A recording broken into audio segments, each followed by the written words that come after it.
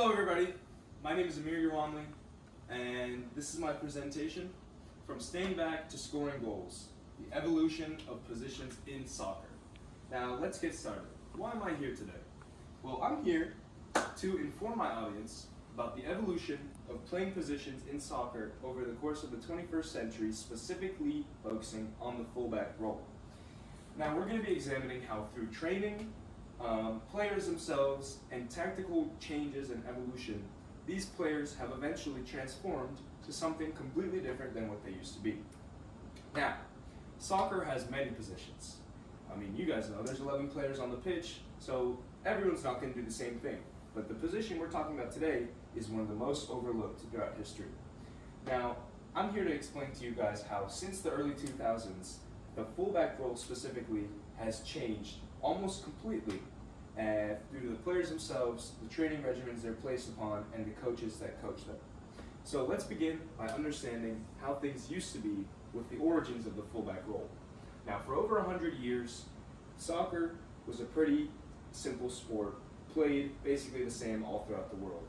And onto that, the fullback was seen as a defender.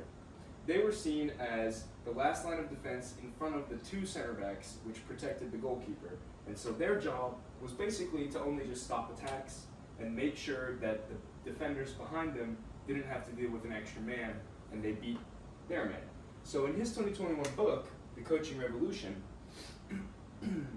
Dr. Michael Stevens, a former soccer coach himself and now a professor of soccer coaching, talks to us about how tactics in the past and in the early 2000s focused very heavily on a strict defensive approach. The main goal of a team setup was to prevent the other team from scoring, and that reflected on the fullback role, as instead of doing anything other than defending, they were mainly just sat in the back trying to make sure that the wingers or the wide players wouldn't have a chance to go and score a goal. Now, for over a century, fullbacks were seen as defenders. What happened? Why did that change? Let's explore it. Now, coaches realized that fullbacks, from the position that they start at the end of the pitch in the wide areas, could do much more than defend, leading to a shift in their role and the tactics in general. Modern fullbacks are expected to push forward, support the attacks, and harry back in the defense, and have the stamina to be able to do that over and over.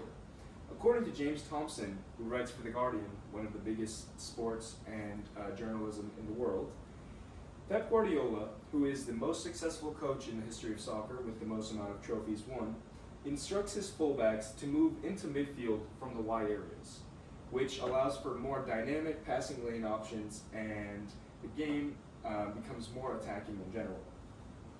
The current example of this kind of player is Fatih Kadıoğlu.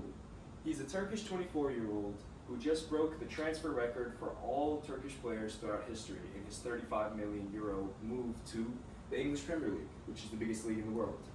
Now, in this slide here, we have a picture of his pass map and his touches in his first game after his big transfer. Now you can see a majority of his touches are in the midfield. So he's basically the pure example of what's expected from a fullback now.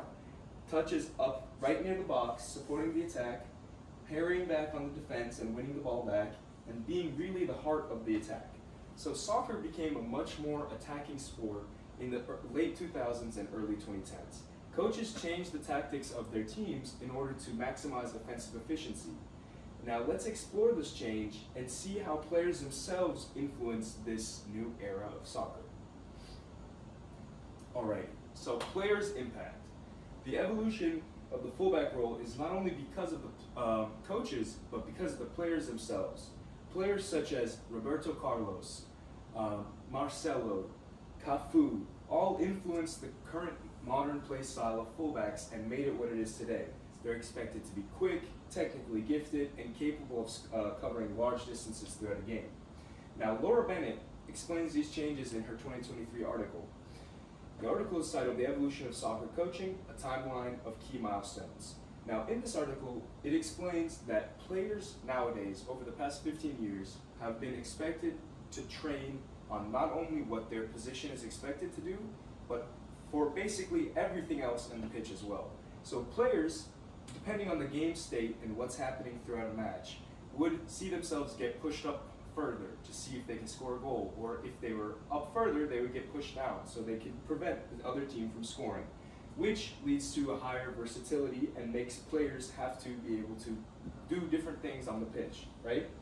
So going further into this, the players themselves, for example, Roberto Carlos, influenced basically all fullbacks today. Now, Nick Wright wrote about this in an article for Sky Sports, which is the biggest sports publication in England, and he wrote about how the fullback role was directly influenced by former great players. Using Roberto Carlos as an example, he's seen as the idol for many great fullbacks today, and it's seen in the data. From the same article, we have a list, right here, a graph, of the number of fullbacks creating 20-plus chances in the Premier League, which is the biggest league in the world that has the best teams and the most money, right?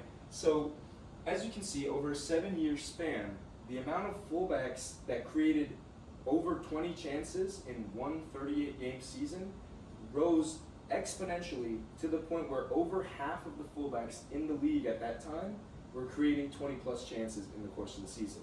That just goes to show you how much the role has changed over the course of these years and what has led to these changes.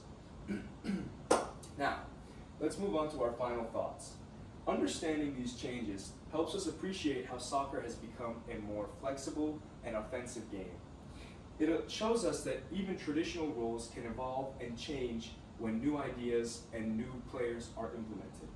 The evolution of positions in soccer has been a process fueled by a desire for constant improvement, better training facilities, and the way in which players themselves influence the game.